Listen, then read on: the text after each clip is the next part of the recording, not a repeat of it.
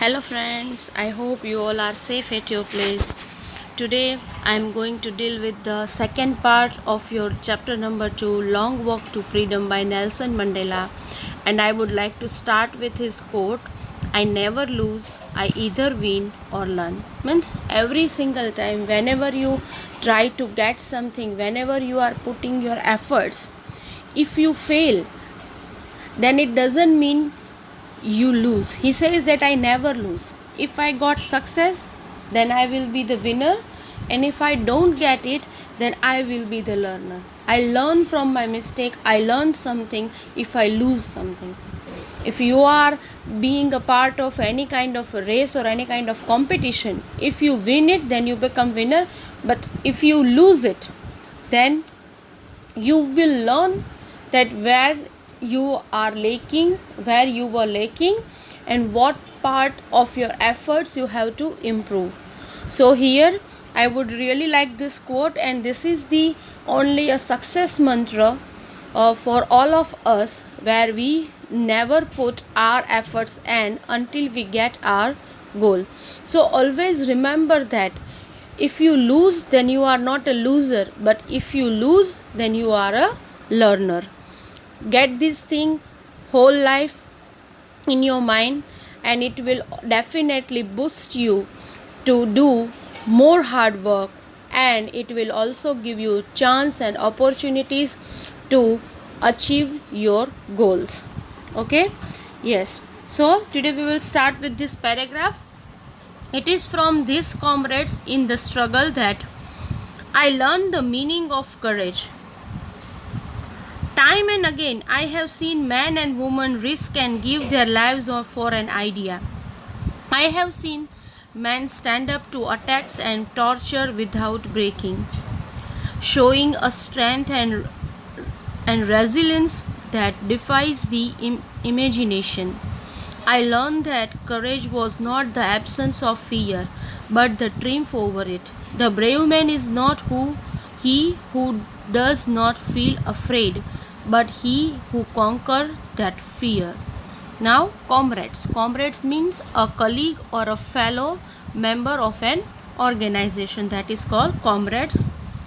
Resilience means the ability to deal with any kind of hardship and recover from its effects. Defies means refuse to obey, and triumph, great victory or achievement. Now, in this paragraph, Nelson Mandela gained his strength to stand against the wrong from all the great nationalists he mentioned above, who have even risked their lives for freedom and tolerated ill treatment but never stopped fighting.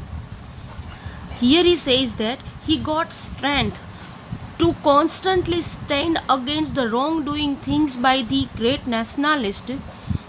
He says that he got this strength from those men and women who even risked their lives for freedom of their country. He says that they tolerated ill treatment. As I told you before, they treated very ill. They were treated very badly, very roughly. They are ill treated by this this white supremacy, foreign people. But though they don't lose their hope to get freedom, they did enormous sacrifices for their country, for their country's freedom. And he says that I got strength from those people who survive who survive their self in a very bad, rather we can say that worse situation, but never stop fighting. That they they struggle for their freedom. They constantly bear those ill treatment, but they never stop fighting. He learned that courage didn't mean the absence of fear, but the ability to overcome fear. He says that courage, it doesn't mean you haven't any fear in you, but courage means how you overcome your fear, how you fight from your fear and get the achievement. That is the ability to the ability of overcome fear, that is called courage. The man who overcomes his fear is called brave. We cannot consider that okay, he doesn't have any fear, then okay, it is a brave man, he is a brave man. No, the brave man is who conquer his fear, means who overcome from his fear. Everyone has a fear, that is the human nature, but you fight for, you overcome from that fear, that is called a bravery, or that is called a brave man who did this. No one is born hating another person because of the color of his skin or his background or his religion People must learn to hate, and if they can learn to hate, they can be taught to love. For love comes more naturally to the human heart than its opposite. Even in the grimmiest times in prison, when my comrades and I were pushed to our limits, I would see a glimmer of humanity in one of the guards, perhaps just for a second, but it was enough to reassure me and keep me going. Man's goodness is a flame that can be hidden but never extinguished. Grimmest means very serious or a gloomy. Glimmer means shine faintly with a wavering light. Pushed to our limits means pushed to the last point in our ability to bear pain. Reassure, say or do something to remove the doubts. He says that one is taught by its society to hate humans because of their skin, color, age, gender, and religion. No one is inborn with hatred. Here Nelson Mandela says very good thing, that no one hate someone is kind of an activity that is teach you, whether it is by the outer force or whether it is by the your experiences, with the help of that experiences or with the others things, like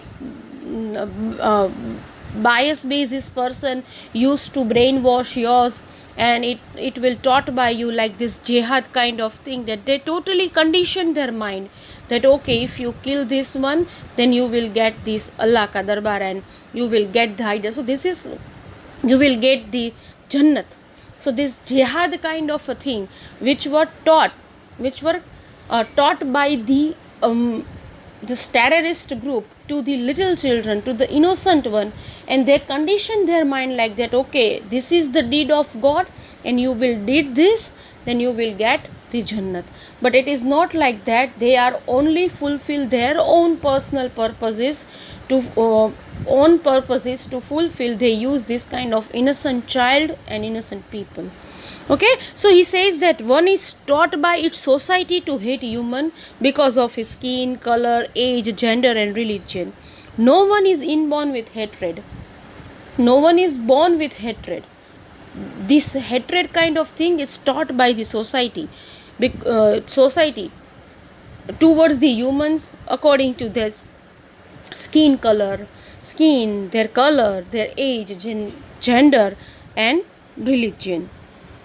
The author's idea is that if people can be taught hatred, they can also be taught love and brotherhood.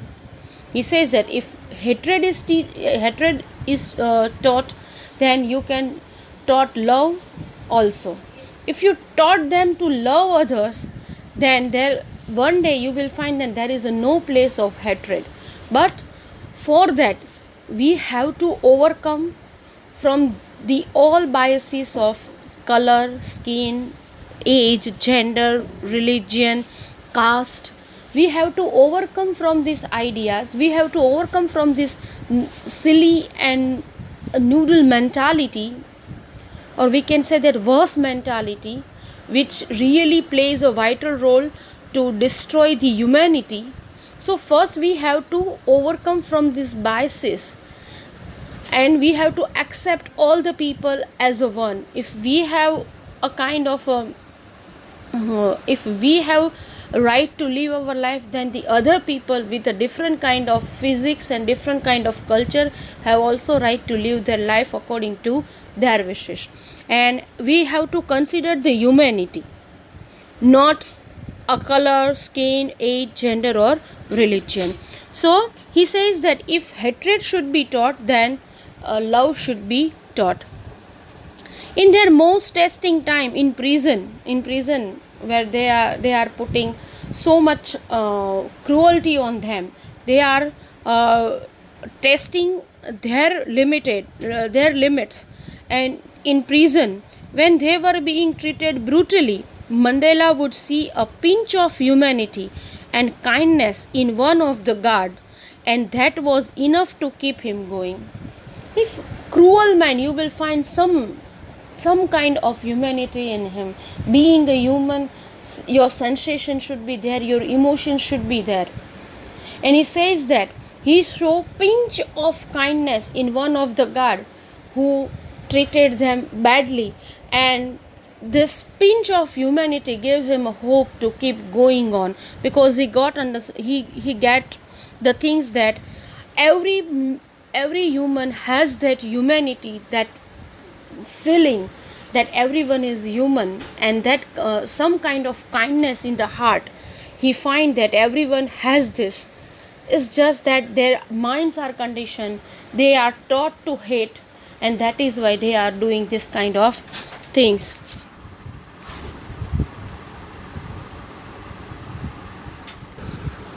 Here Mandela believes that goodness in human beings can be suppressed but never eliminated. Means someone can putting the layer of hatred, and behind this layer of hatred we can suppress the human being's goodness, but we cannot eliminate it. Means if we learn someone to hate, but their basic nature to love we cannot remove from him, because it is inbuilt, it is in a basic human nature. So here Mandela mentioned that hatred should be taught, it is not inborn. And if we can teach to hate someone, then we can teach them to love someone. And if we all learn how to love one another, then definitely we will find a big change in this world. We the dream of peace in the world, the day of coherence between the different countries, different castes and religion, we will find one day. But the one and only need is to love one another rather than the hate one another. In life, every man has a twin obligation. This is the most asking question, that what kind of twin obligation every man has. Obligation to his family, to his parents, to his wife and children. And he has an obligation to his people, his community, his country.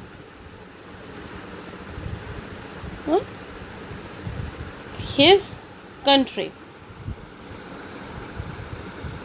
In a civil and a human society, each man is able to fulfill those obligations according to his own inclination and abilities.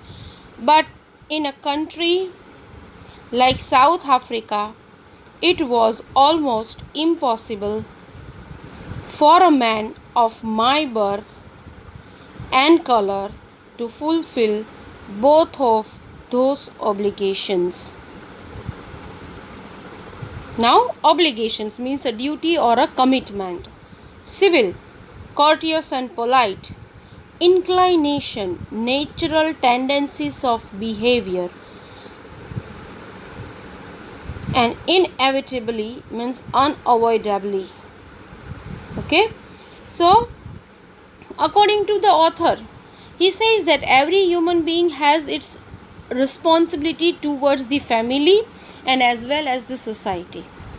Generally, under normal circumstances, a person can maintain the balance between the two. But in countries like South Africa, it was never so easy. Now, he says that every person has their this obligations towards two things. First obligation means towards his family, his parents, his wife and children. The second one, his obligation with its people, with his people, his community and his country. If we are taking care of our family, then it is our duty to take care of our society, our country, because we are also part of this society and country. We made this society, and that is why our duty is also towards our society. If we want to bring some change, then we have also support this. We have to be part of this change, and we have to do efforts to change the things. But today we are just want to say the things, okay, society should be like this, society should be like this, they have to do this, they don't have to do this. But what is our efforts to change this particular things? If you dislike some things in your society, what is your efforts? What is your effort? What are your efforts to change the things? And remember my words once again, if you want to change something, first of all you have to be the change you want into the society. पहले आपको वो change बनना पड़ेगा, वो change आपको अपने आप में लाना पड़ेगा, उसके बाद आप सोसाइटी में वो चेंज ला सकते हो. आपकी ड्यूटी आपकी फैमिली और आपकी सोसाइटी दोनों की ओर है, बिकॉज आप भी उस सोसाइटी का और उस कंट्री का पार्ट हो. और जैसे आपकी फैमिली की और आपके ऑब्लिगेशंस और ड्यूटीज़ है, उसी तरह से ये सोसाइटी और देश के लिए भी आपके कुछ फ़र्ज़ और है जिसे आपको पूरा करना होता है. Okay, so he says that in a normal way, in a normal society, normal circumstances, person can maintain this balance between the two obligation towards the family and towards the society. But he says that countries like South Africa, it was never so easy. It is hard to do, to fulfill both the obligations towards the family and towards the society. He says that in South Africa,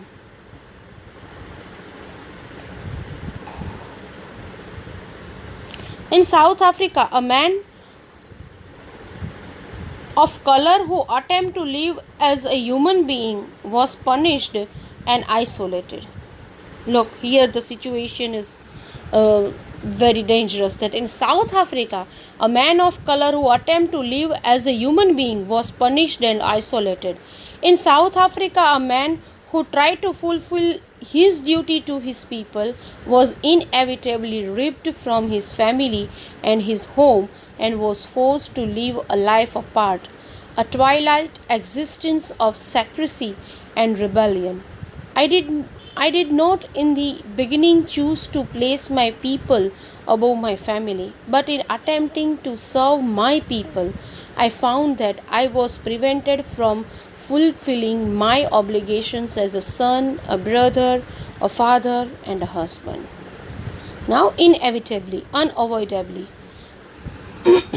twilight, half light, or semi darkness, means in the sense parud, that is called twilight, dawn. Secrecy, the action of keeping something secret. Rebellion, the action or process of resisting authority, convention, or control. Now he says that when a person of color would come up for his society, he would be arrested and taken away from his family, thus keeping them from fulfilling both responsibilities. In the beginning, Mandela did not put his people over his family. But it was only later when he realized that in order to be there for his people, he was compromising his duties towards his own family. What did he say? He says that if South African people try to fulfill his duty as a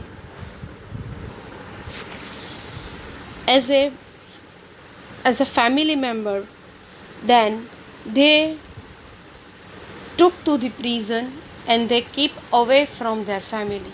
If they try to be responsible for their family, then they will snatch away to the prison and keep them away from their family. And so that is why they are not able to fulfill both responsibility. Mandela says that he did not put his people over his family, but it was only later when he realized that in order to be there for his people, he was compromising his duty towards his own family. To get into this moment of freedom, he was not able to fulfill his duty towards his family, and he says that to serve for his people, somewhere he was lacking his responsibility towards his family as a son, as a husband. But it it is naturally, we all seen in this movies of this in our Bollywood regarding to this freedom. We all know that they have to keep their family away and they have to fight for the country. When you take a responsibility on your shoulder that you fight for your country, somehow you become less attending to your family, or we can say that we find the lacking of our fulfillment towards our family become ignored sometime. But it is a normal thing, because when you took responsibility of this society or this country's freedom, or for the sake of country's betterment, it always be like that. But you should try to manage the things, okay? And yes, it is possible that when you are doing such a big things, and this freedom time and this moment of getting freedom, we all know the circumstances are not so much in our condition, according to our condition. So it always be like that, if you want to fulfill your one obligation, then second one should be ignored by us. But though everyone tries to maintain both the things, I was not born with a hunger to be free. I was born free. Free in every way that I could know. Free to run in the fields near my mother's hut. Free to swim in the clear stream that ran through my village. Free to roast maize under the stars and ride the broad backs of slow moving bulls, as long as I obeyed my father and abided by the customs of my tribe. I was not troubled by the laws of man or God.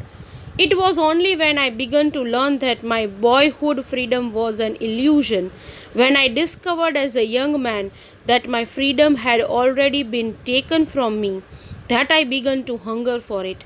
At first, as a student, I wanted it. It was only when I began to learn that my boyhood freedom was an illusion. Okay, so here, stream, a small narrow river. Maize, a maize plant. Abided means obeyed. Boyhood, the state or time of being a boy. Here, the author did not have the plan to stand against the apartheid system early in life. He lived his childhood like any normal child in South Africa. He only had to follow the rules set up by his father or the customs of his tribe. As soon as he grew up and began to learn the fact as to how people of color are treated, he decided to stand against it.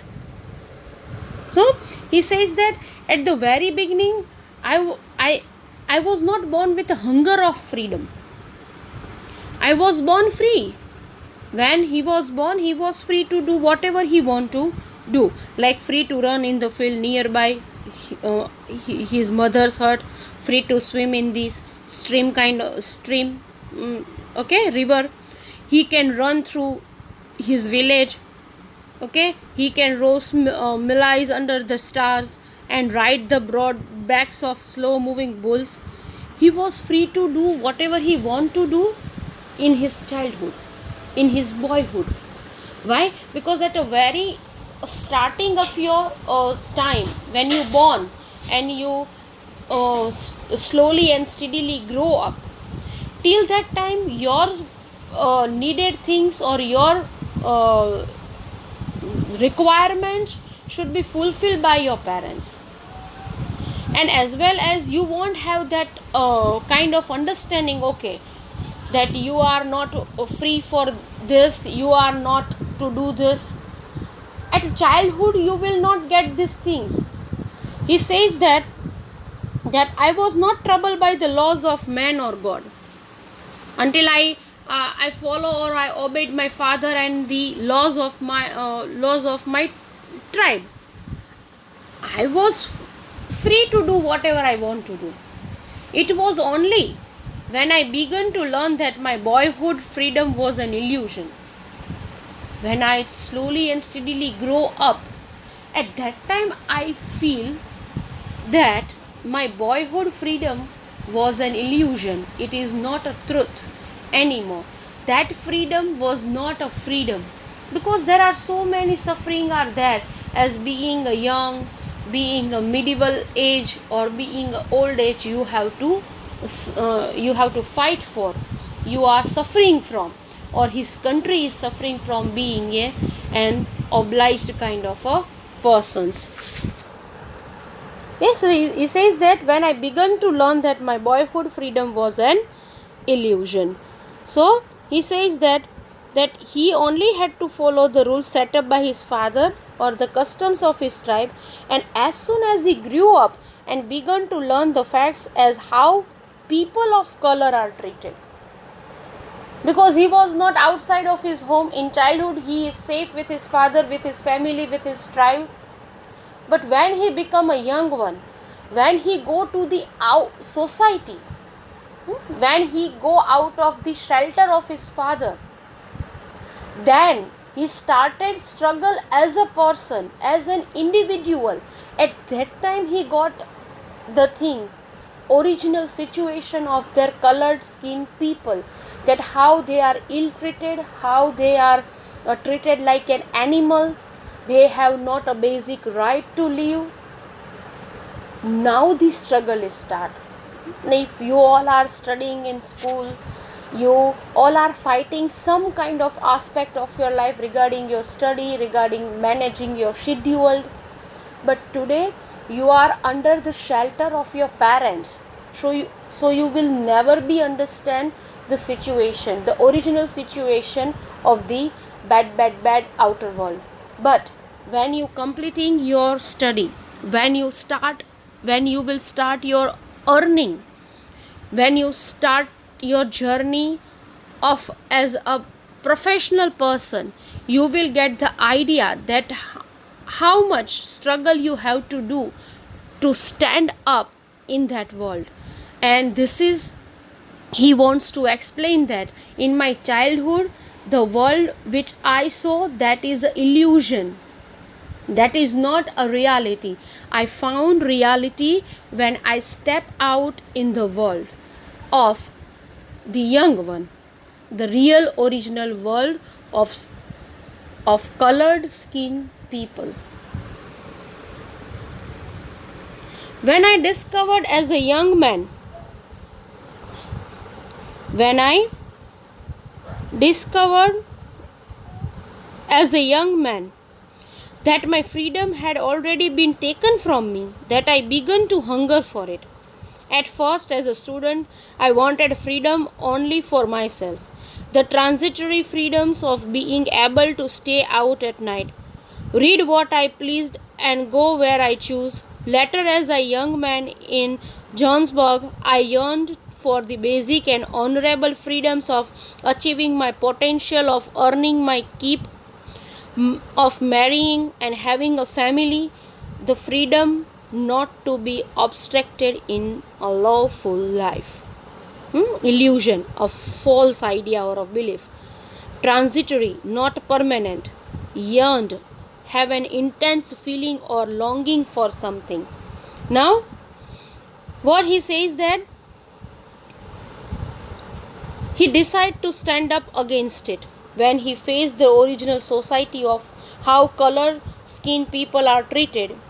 He had this urge for freedom from inside, earlier just for himself. When he was a children, he as a student, he wants a freedom, some freedom for himself only. Being a student, he should be justice by this the society or the norms of this country in which he is living. Okay, as a students we want some rights, that we don't want to pay more fees, or we want some rights, like as a young person, if you are fond of getting a government job, then some norms and rules you want to change, and you want a justice for your efforts. Okay, so he says that he decides to stand up against. He had this urge for freedom from inside, earlier just for himself, staying out at night, and later of having a basic life, not just for himself but for everyone. He says that, and Johnsburg, they had a struggle for having a peaceful marriage, family, and basic amenities which everyone has access to where law and order exist. Yes, they don't have right to marry some girl. They don't have right to vote. They don't have right to even speak, give an opinion as a person. These are the basic rights of ours, but they don't have in the time of white supremacy. And that is why first he wants his rights as a students only, but after that he wants right as a human being, as a basic existing need of a human. That is, he wants to marry, he wants his family, and this is he doesn't want for himself only, but he wants for the all of his age. And he says that this amenities which everyone has access to where law and order exist. Everyone needs this, everyone want this in life, and that is their basic need, and that is their right to live life with their own partner. They have their own family and live their life as per their wishes, and that is why he started fighting for its freedom, because now it is not about him, now it is about his country. But then I slowly saw that not only was I not free, but my brothers and sisters were not free. I saw that it was not just my freedom that was curtailed, but the freedom of everyone who looked like I did. That is when I joined the African National Congress, and that is when the hunger of my own freedom became the greater hunger for the freedom of my people. It was the desire for the freedom of my people to live their lives with dignity and self-respect. Okay? Become the greater hunger for the freedom of my people. Okay.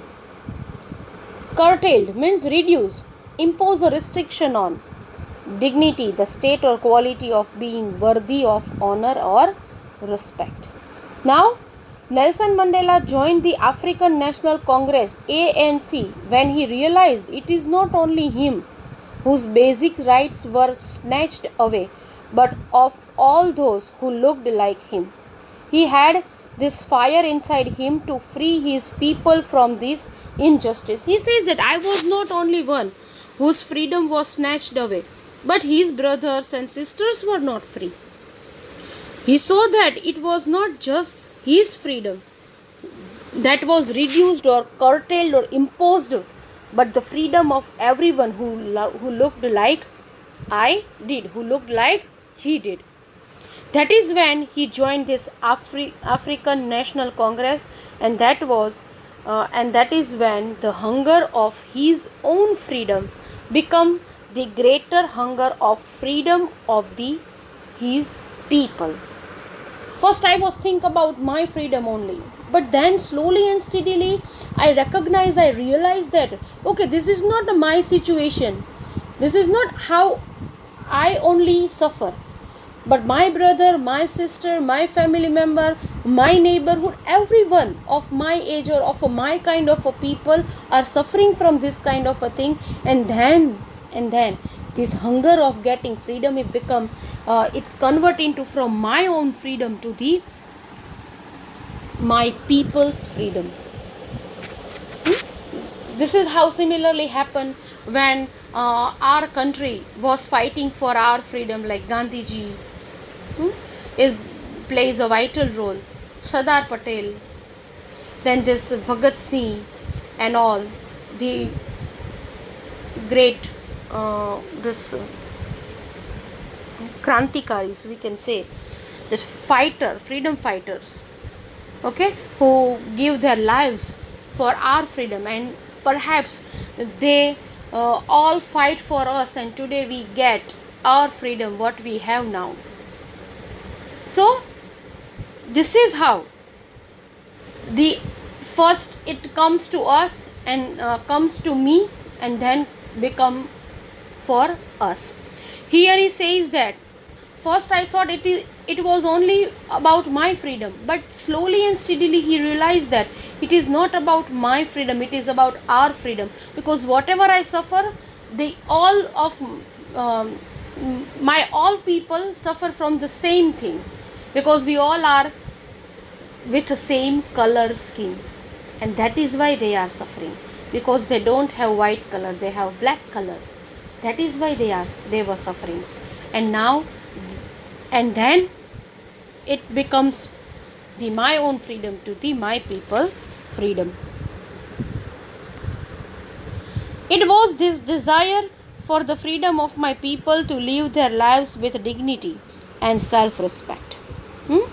Now he says that it was the desire for the freedom of my people to live their lives with dignity and self-respect that animated my life, that transformed a frightened young man into a bold one, that drove a law-abiding attorney to become a criminal, that turned a family-loving husband into a man without a home, that forced a life-loving man to live like a monk. I am no more virtuous or self-sacrificing than the next man, but I found that I could not even enjoy the poor and limited freedoms I was allowed when I knew my people were not free. Freedom is indivisible. Freedom is indivisible. The chains of any one of my people were the chains on all of them. The chains on all of my people were the chains on me. Where he says that frightened, afraid, or anxious monk, a member of a religious community of men, typically living under vows of poverty, chastity, and the obedience. Virtuous, having or showing high moral standards. Indivisible means unable to divided or separated. Now he says that after seeing this kind of condition of my country's people according to their skin and color, it was the fire that changed the authors completely as a man from being scared to a brave. Now this situation make a great change in me. I was scared, but now this things change me. I become a brave man to a scary one, a scared one. Okay, a lawyer to the one breaking a lawyer to the one breaking the law, a family man to a man without a home. He says that I was a law obedient attorney, means a lawyer, and I become a criminal, because you all know that if you are fighting for your this kind of supremacy, then you become a criminal, because you are not obeying the laws of your country. And this freedom fighter always do oppose the kind of thing to get their freedom back. And that is why he says that I become I become a criminal rather than law-abiding attorney. He says that he turned a family-loving husband into a man without a home. Because if you want to fight for your country, then you have to step back to your home. He says that I am family-loving man, and suddenly this hunger of freedom changed me into a man without home. And living like a man into a being a monk. Monk is a kind of a thing that lives their life far away from their family in a poor condition, and in a poor condition, and to help those people. So they live their life separated from their family to serve the nations. So he says that I am being a man into being a monk. It was the knowledge that he and his people have restricted freedom that made him into a selfless man as opposed to before. First he was a self one. He wants to think about his self only. But the situation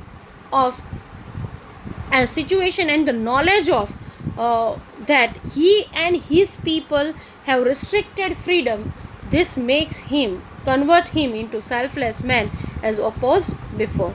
According to him, freedom cannot be divided. Snatching it away from some was equivalent to taking it away from everyone, and that meant taking it away from the author. He says that snatching it away from freedom from someone, it was not equivalent to taking it away from everyone.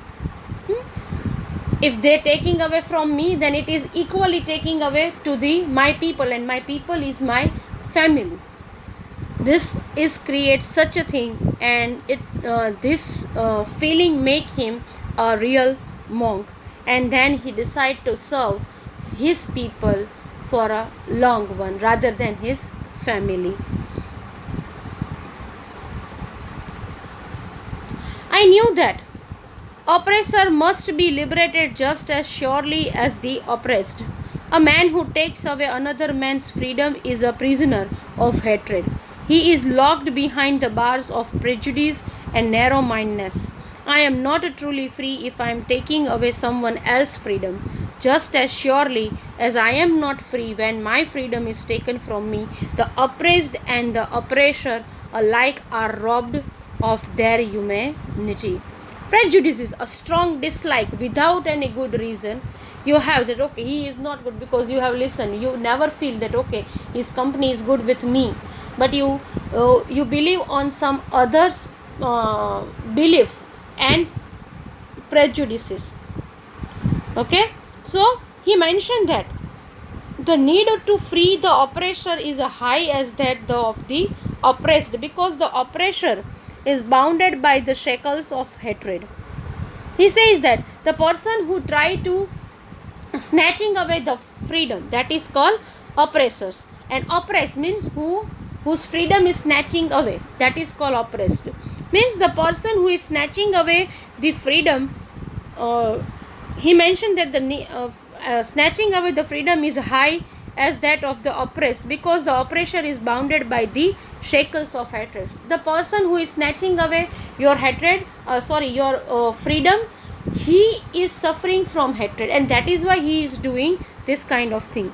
He was the weight of all the people who has tormented, for he carries the curse of all their families. For taking away someone else's freedom and making them a prisoner, he becomes a prisoner of a biasness. He says that if I like my freedom, when my freedom was snatching away by someone, I fought for that. If similarly I restricted someone else's freedom, then there is no meaning of being free by me. So if you are snatching some away freedom, then you are making them a prisoner. Prisoner becomes a biasness. Thus he is robbed of his humanity and need to be freed. And he says that thus you become a robbed of someone other's freedom, someone other's emotions and their right to live, and you become robber of the humanity, of your humanity and the other's humanity. Okay, now here your chapter is ended. I hope at the end of you will be able to understand what is the meaning of being black, how you have to suffer from such a bad and traumatic atmosphere, and what kind of feeling you find if you are ill treated the way they were.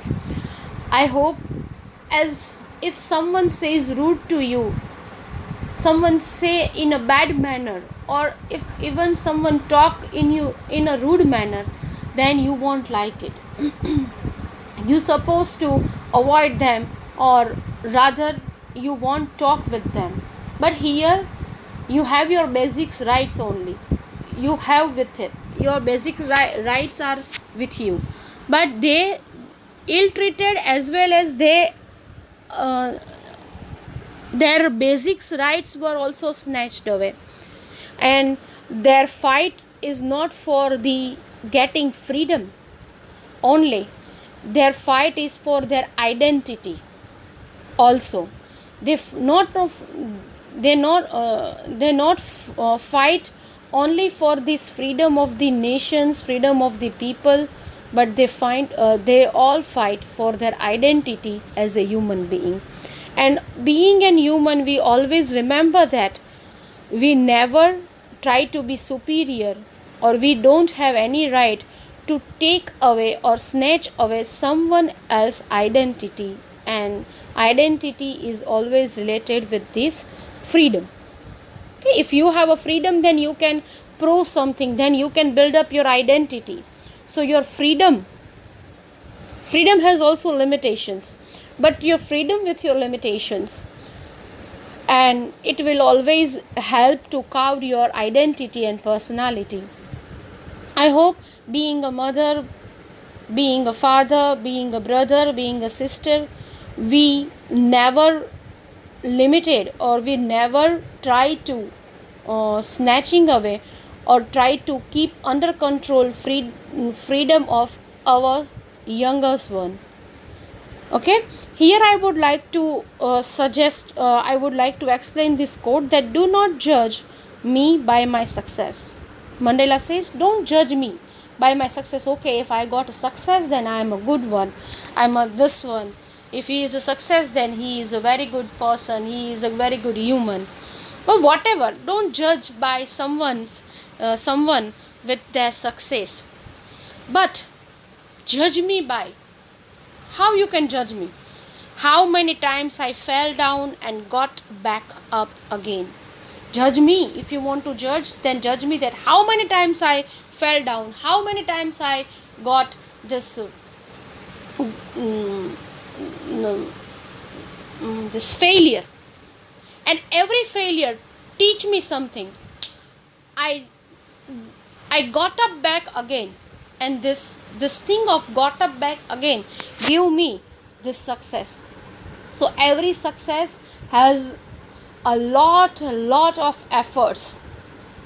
Every success you will get, or everyone who get a success, they have faced so many failures in their life, and every failure they have they got something from that. Every failure efforts they got, they learn, and they try to remove that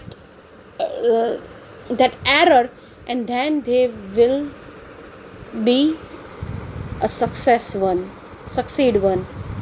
If you want to get success, then every effort is an important effort. Though you lose, your losing efforts are most important to carve your identity, to remove your lackness, and it will help you to go up. It will help you to get your success. It will help you to reach at your goal. But never ever find that if you lose, then you are loser. Every time you have to learn, if I win, then I will a winner, and if I lose, then I will be the learner. These things you have continuously keep in mind, and then you will be able to achieve something in your life.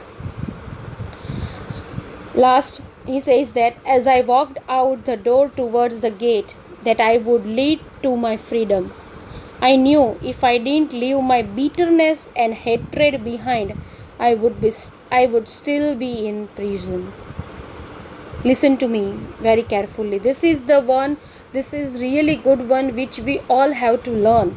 That as we walked out to doors, that doors towards the gate, as we walked out the door, because we wants our journey towards the gate, that I would lead to my freedom. What kind of gate? Those gate, not a simple gate, but those gate that would lead us to our freedom. I knew that. I have to know that. I knew that. If I don't leave my bitterness and my hatred behind, if I not leave my bitterness and my hatred behind, then I would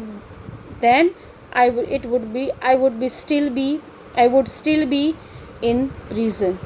Then let understand that you are prison, but this time you are not physically prison, you are prisoned by your mind, your mentality, because such a particular bitterness and hatred still not gone away from your mind. And until you can't be free from your hatred and bitterness, your biases, you won't be able to free, because still you have that hatred and bitterness in your mind for a particular one, and that won't be leave you easily. So forgiveness, whenever you walk towards the life, when you feel that okay, I want to be a free one, whenever you think about to move on in your life, that time you have to keep, or you have to burn, or rather I say that you have to remove all the bitterness, prejudices, hatred in your mind, and then you will be able to understand, move on truly in your life. This is how Nelson Mandela says, want to teach us the lessons of love and humanity. He says that love is enough capable. If hatred can be taught, then love can be taught, and love can really change the world in a different way rather than the hatred one. Today we are seeing this, our country's situation is similarly this Pakistan and China and war, and they killed so many soldiers. Why? Because they have such a kind of a hatred, they have a competition, they have a particular biases about a particular countries. But we never try to solve the situation with a different way, with love that we all needed. And believe me that if everyone tries to apply this love theory, then definitely we will come to a good result, a peaceful world, where a peaceful world which has which can be the place of worth living people, worth living, where people find peace and love and humanity. I hope you enjoyed the lesson. I hope you liked it, and I hope you all learn the lesson from this. The very good message is that, and we all try to free ourselves from all biases and prejudices, and we try to fulfill our duties as well towards our society and towards our country. And I hope if we care about our freedom, then we won't try to snatch away the others' freedom. Okay? But remember, freedom comes with responsibilities and limitations also. Freedom, it doesn't mean you do whatever you want to do. Okay, so freedom has its own boundaries, but freedom is the basic need of any human being, and we try to respect the others rather than their color, gender, or the caste or the religion. We never thought about that, and we must respect every human being. I hope you all liked it, and we will meet on the next lecture with a new topic, with a new lesson. Bye bye.